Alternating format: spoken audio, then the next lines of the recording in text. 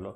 અહીંયા એણે 80 પુરુષ અને 120 મહિલાઓ લીધી છે. મેં જે ક્વેશ્ચન કરાવ્યો હતો એમાં 80 પુરુષ અને 120 બાળકો હતા, પણ ઈ ક્વેશ્ચનમાં પુરુષો ખાધોડકા હતા, આમાંય ખાધોડકા છે. બરાબર છે. 80 પુરુષ અથવા 120 મહિલાઓ નાસ્તો કરી શકે તેટલો નાસ્તો છે. જો 90 મહિલાઓએ નાસ્તો કરી લીધો હોય તો બાકી બચેલા નાસ્તામાંથી કેટલા પુરુષો નાસ્તો કરી શકે? હવે તમને એટલી તો ખબર પડે કે 180 મહિલાઓ બરાબર 80 પુરુષ થાય. બરાબર ને? ખાવા બેહે તો 120 મહિલાઓને ખાવા જેટલું જોઈએ એટલું જ ખાવા 80 પુરુષોને જોઈએ.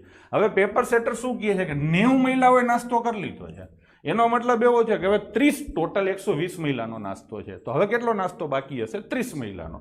તો 30 મહિલાનો નાસ્તો છે ને એમ કે અમારો ઉપવાસ છે, એની જગ્યાએ પુરુષોને બેહાડીએ તો કેટલા પુરુષો નાસ્તો કરી શકે? બસ થઈ ગયું ને.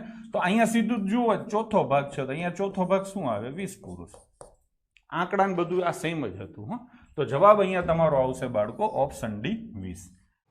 એક અલ્પાહાર ગ્રુપમાં 80 પુરુષો અથવા તો અથવા શબ્દ છે 120 મહિલાઓ નાસ્તો કરી શકે ને એટલો નાસ્તો છે. એને સમજવાનો પ્રયત્ન કરજો. કેટલો નાસ્તો છે? 80 પુરુષ એટલે કે 80 એમ અથવા 120 મહિલા માટે 120 W.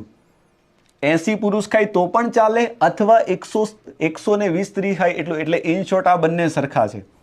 આ બાજુ 80 માણસ મૂકો કે આ બાજુ 120 સ્ત્રીઓ મૂકો, બંને સરખું ખાવાના, એ ફાઇનલ છે. તો એનો મતલબ એવો થયો કે જો અહીંયાથી મીંડું ઉડાડીએ, 4 વડે જાય તો 2, 4 વડે જાય તો 3. એનો મતલબ એવો થયો કે 2 માણસ કેટલું થશે? કેટલું ખાવાના?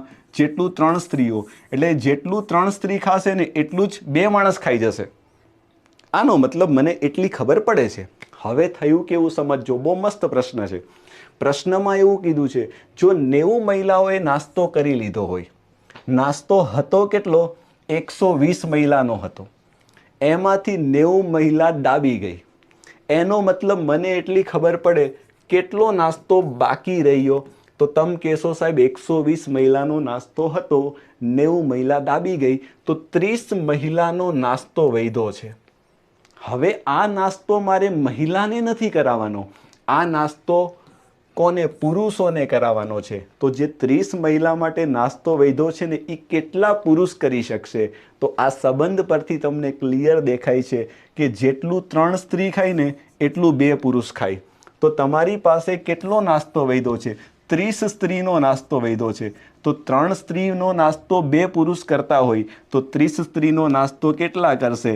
તો તમે કહેશો સાહેબ 20 પુરુષ દાબી જવાના. દેખીતો હિસાબ છે. વાર્તા પૂરી. જવાબ ક્યાં આવે? Option D.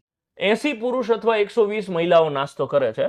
સો આપણી પાસે એક અલ્પાહાર ગૃહમાં કાં તો 80 પુરુષો અને કાં તો 120 મહિલાઓ. 80 પુરુષો એટલે 80 મેલ અને કાં તો 120 મહિલાઓ એટલે 120 ફિમેલ. આ બંનેમાંથી કોઈ એક નાસ્તો કરી શકે એટલો નાસ્તો છે. જો 90 મહિલાઓએ નાસ્તો કરી લીધો હોય તો બાકી બચેલા નાસ્તામાંથી કેટલા પુરુષો નાસ્તો કરી શકશે? રાઈટ, 90 મહિલાઓએ નાસ્તો કરી લીધો છે, મતલબ વધ્યું કેટલું છે? તો કે 30 મહિલા જેટલો નાસ્તો વધ્યો છે. તો તમે ડાયરેક્ટલી કહી શકો કે જો 120 મહિલા જેટલો નાસ્તો હોય તો એ 80 ભૈલાઓ નાસ્તો કરી શકે, તો 120 ના બદલે 30 મહિલાઓનો નાસ્તો કેટલા ભૈલા નાસ્તો કરી શકે? તો તમે સીધી ત્રિરાશી મૂકો કે કેટલા મેલ એટલે કે કેટલા ભૈલા આવશે. સો આ ચોથો ભાગ છે તો 80 નો સીધો ચોથો ભાગ કરો તો 20 ભૈલાઓ 30 મહિલાઓની જગ્યાએ નાસ્તો કરી શકશે. સરસ. આ એક ગ્રુપ છે એવું સમજી લો કે 30 નો આ 4 ગ્રુપ કરી નાખો અહીંયા અને 20 ના 4 ગ્રુપ કરી નાખો. તો 30 ના 4 ગ્રુપ ને 20 ના 4 ગ્રુપ આ જમે છે. તમને કીધું 90 મહિલા એટલે 3 ગ્રુપ મહિલાઓના જમી લીધા એટલે 1 મહિલાનું ગ્રુપ બાકી છે. તો 1 મહિલાના ગ્રુપ બરાબર 1 ભૈલાઓનું ગ્રુપ. તો ભૈલાનું ગ્રુપ 20 નું એટલે કે 20 નું છે.